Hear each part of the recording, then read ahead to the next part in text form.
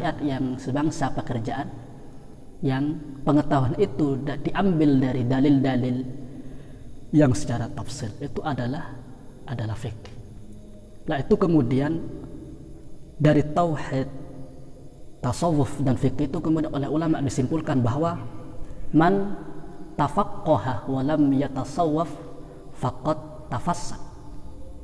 Orang yang berfikih saja dan tidak bertasawuf, maka dia fasik. Kemudian wa man tasawwafa wa lam yatafaqqah faqad tazanda. Orang yang hanya bertasawuf saja tanpa berfikih, maka dia kafir zindik. Yang benar bagaimana? Wa man tafaqqaha wa tasawwafa faqad tahaqqaqa. Maka fikih, tasawuf itu harus dijalankan bersama-sama untuk kemudian sampai kepada apa yang disebut dengan at-tahaqquq. Maka oleh demikian, sebelum kita fokus kepada kajian Bidayatul Hidayah, maka hal-hal yang berkenaan dengan tauhid, tasawuf dan fikih itu betul-betul harus kita dalami, harus betul-betul kita pahami. Baik, kemudian kita akan fokus kepada kajian kitab Bidayatul Hidayah dari Imam Al-Ghazali.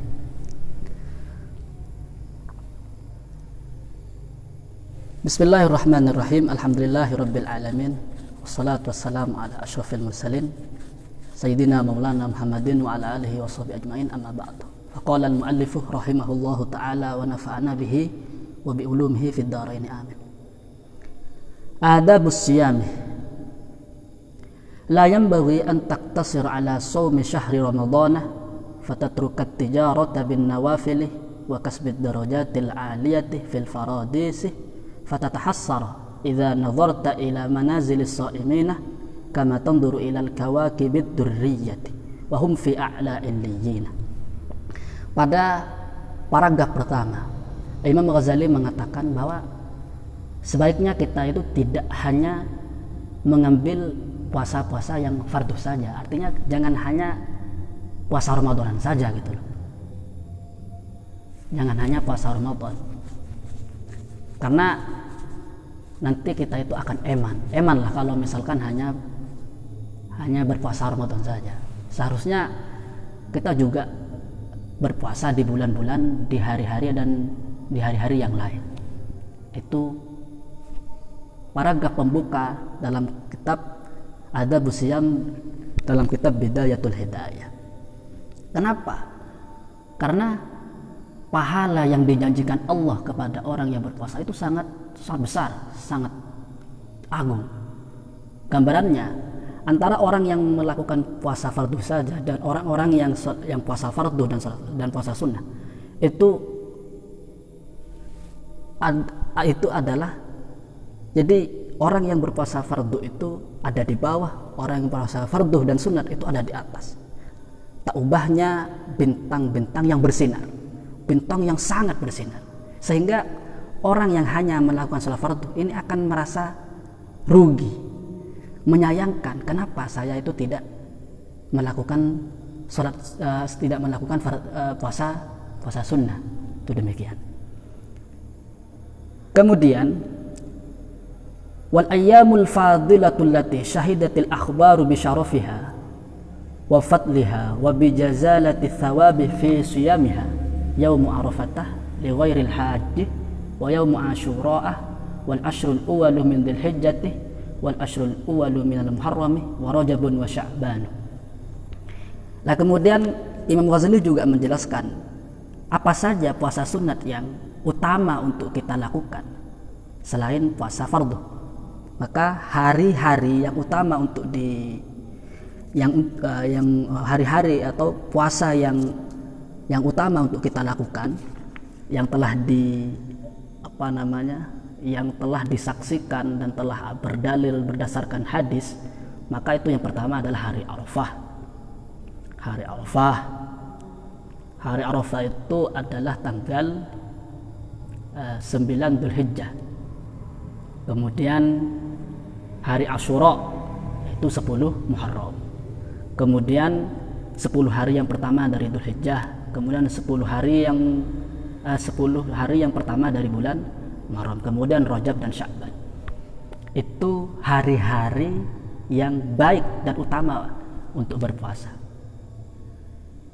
Kemudian wa shaumul ashhuril hurumi minal fadaili wa hiya dzulqa'dati wa dzulhijjati wal muharram wa rajabun wahidun fardun wa salasatun sardun wa hadhihi fis sanah. Nah, kemudian bulan-bulan yang baik dan utama melakukan puasa adalah yang pertama adalah Dzulqa'dah, kemudian Dzulhijjah, Muharram dan Rajab. Itu adalah bulan yang utama untuk dilakukan. Kemudian wa amma fis syahri fa awwalus syahri wa awsatuhu wa akhiruhu wal ayyamul bidu wa hiya thalitha asyarah wal rabi'a asyarah wal khamisa asyarah. Kemudian kalau di setiap bulannya, maka di setiap bulan waktu yang baik dan utama untuk dilakukan adalah awal bulan, kemudian pertengahan dan di akhir, kemudian di akhir bulan.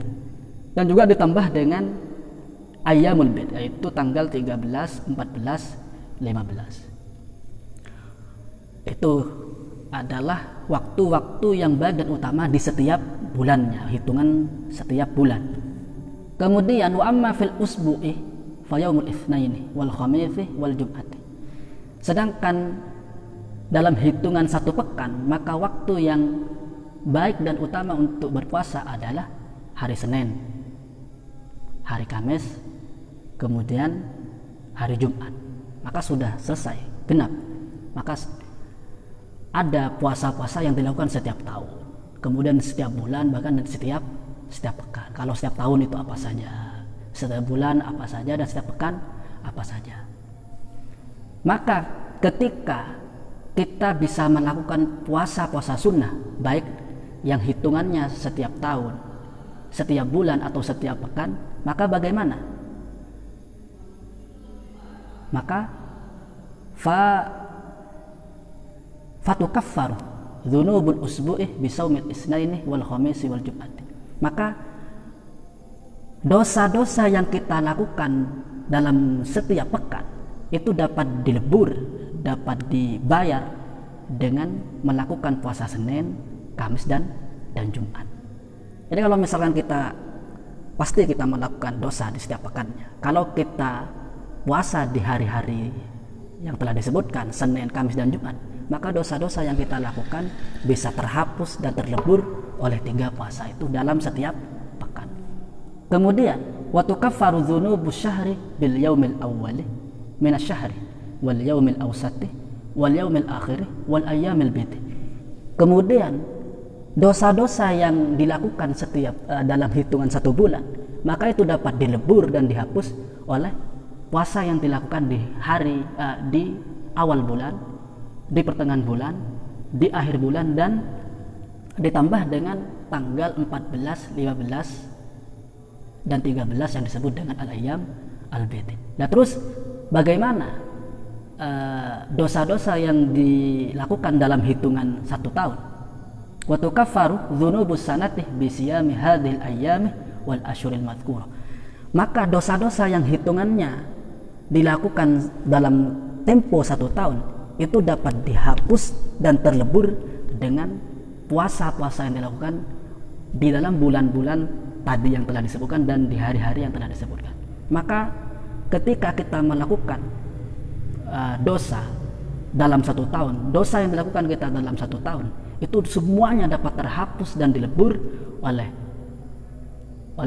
puasa yang kita lakukan di Dzulqa'dah, Dzulhijjah, Muharram, Rajab, kemudian awal bulan, pertengahan bulan, di akhir bulan, dan tanggal 13, 14, 15. Itu demikian. Maka sangat rugilah kalau kita sampai tidak sampai kita tidak melakukan puasa-puasa sunnah yang telah disebutkan tadi. Maka oke. Kemudian kita lebih fokus kepada apa itu puasa. Sebenarnya makna dari totalitas berpuasa itu seperti apa? Mari kita ikuti. Imam Ghazali menyebutkan wala tadhunna. Dalam sebagian redaksi ada yang mengatakan ini wala tadhunnanna. Wala tadhunna idza sumta anna as-sawma huwa tarku at-ta'ami wasyarabi wal wiqa'i faqat. Faqad qala sallallahu alaihi wasallam kam min sha'imin laisa lahu min siyamihi illa al-ju'u wal 'atashu. Awas, hati-hati, kamu jangan sampai mengira, kata Imam Ghazali, bahwa ketika kamu berpuasa, jangan sampai mengira bahwa puasa itu sekedar tidak makan, tidak minum, tidak jima. Jangan sampai mengira puasa itu hanya demikian saja. Karena apa? Nabi mengatakan banyak orang yang berpuasa yang hanya kelaparan dan hanya kehausan.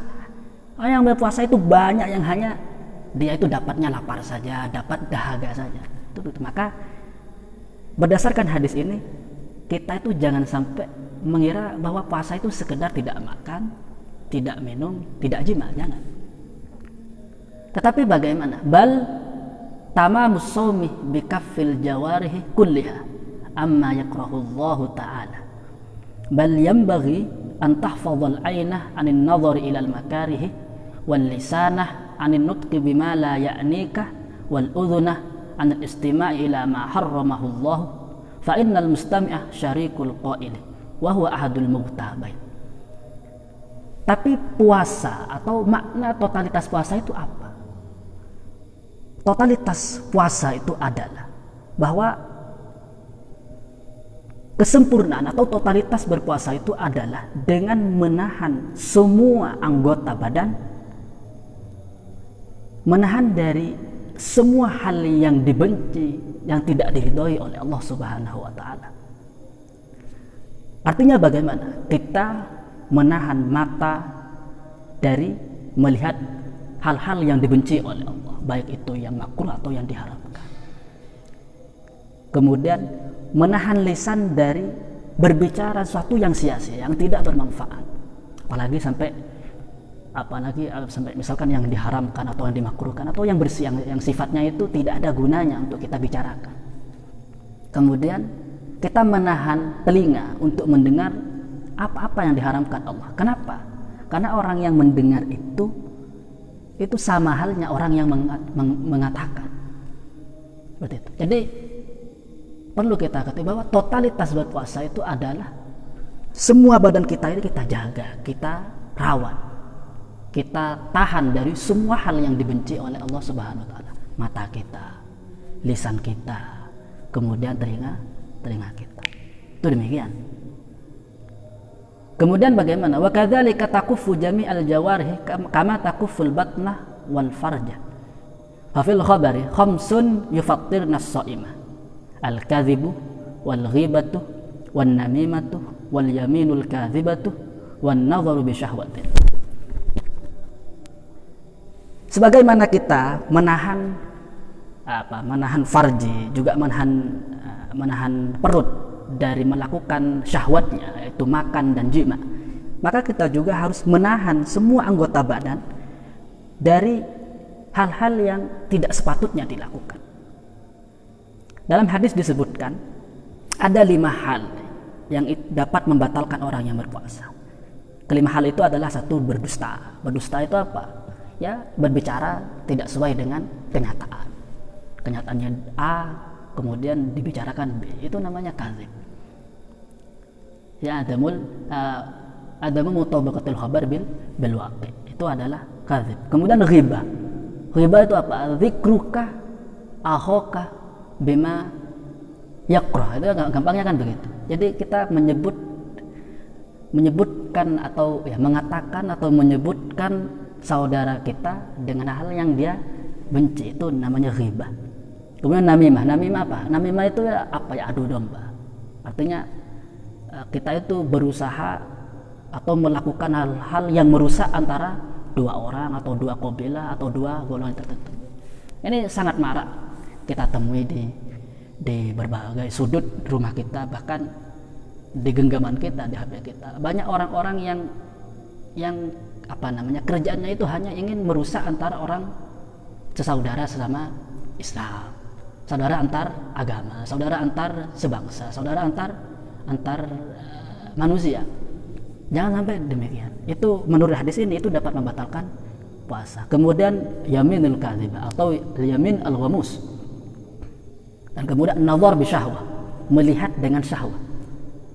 Melihat siapa saja, melihat perempuan dengan syahwat. Melihat pokoknya apa saja dengan syahwat, itu juga dapat membatalkan puasa. Wa qala sallallahu alaihi wasallam, innamas shaumu junnatun fa idza kana ahadukum shaiman fala yarfuth wala yafsuq wala yajhal fa in imru'un qatalahu aw syatamahu falyaqul inni shaimun.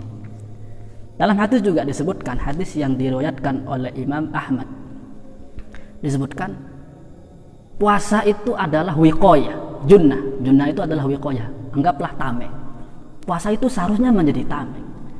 Maka ketika kita berpuasa, maka sudah selayaknya kita itu jangan sampai yarfus. Yarfus itu apa? Yarfus itu berbicara kotor, berbicara yang senonoh misalkan, yang senonoh. Kemudian wala yafsuq, kita itu jangan sampai melakukan hal-hal yang dilarang oleh agama. Kemudian wala yajhal, kita itu jangan sampai melakukan hal-hal yang sifatnya itu sia-sia. Misalkan gurau, teriak-teriak, atau melakukan hal-hal yang sia-sia, itu jangan demikian. Kenapa? Karena puasa itu junnah. Seharusnya puasa itu dapat menjadi tameng untuk diri kita, agar kita bisa menahan dan menjaga badan kita itu, semua anggota kita, dari hal-hal yang sifatnya itu dilarang atau tidak dianjurkan dalam agama. Nah, kemudian summa ijtahid an tuftira ala ta'amin halalin wala tastaksir fatazida ala ma ta'kuluhu kulla lailatin fala farqa idza stawfaita ma ta'tadu an ta'kulahu daf'ataini fi daf'atin wahidah. Wa innamal maqsudu bisiyami kasru syahwatika wa tat'ifu quwwatika litaqwa biha 'ala taqwa. Kemudian makna dari totalitas berpuasa selanjutnya adalah kita itu harus berusaha untuk makanan berbuka kita itu adalah makanan yang halal. Kita berbuka dengan sesuatu yang halal-halal, jangan hanya yang manis-manis gitu seperti yang ramai dibicarakan teman-teman. Makanan yang halal buat kita berbuka. Kemudian juga dianjurkan kita itu jangan sampai terlalu banyak dalam berbuka, sehingga kalau misalkan kita berbuka terlalu banyak kenemenan, maka ya tidak ada bedanya 2 waktu makan kita itu kita habiskan atau kita lakukan dalam 1 waktu. Ya apa bedanya kemudian? Misalkan kita kalau makan itu pagi makan, siang makan 2 piring misalkan, itu kemudian kita pindah jadwalnya pada saat berbuka. Jadi berbuka itu sama halnya makan 2 piring, jangan sampai begitu. Jadi secukupnya saja gitu.